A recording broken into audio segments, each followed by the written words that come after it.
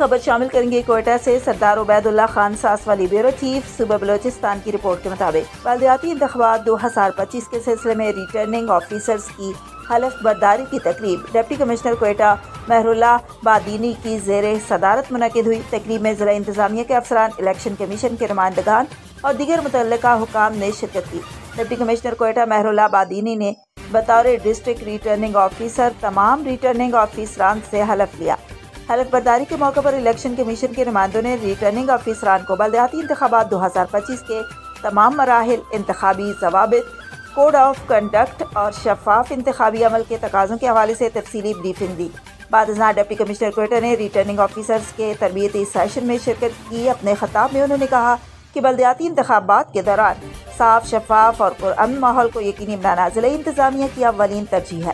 انہوں نے کہا کہ تمام افسران اپنی ذمہ داریاں ایمانداری، غیر جانبداری اور پیشہ ورانہ انداز میں ادا کریں تاکہ عوام کے انتخابی نظام پر اعتماد مزید مضبوط ہو۔ ڈپٹی کمشنر مہر اللہ بادینی نے مزید کہا کہ انتظامیہ اور الیکشن کمیشن کے درمیان قریبی رابطہ اور مربوط حکمت عملی ہی کامیاب انتخابات کی ضمانت ہے۔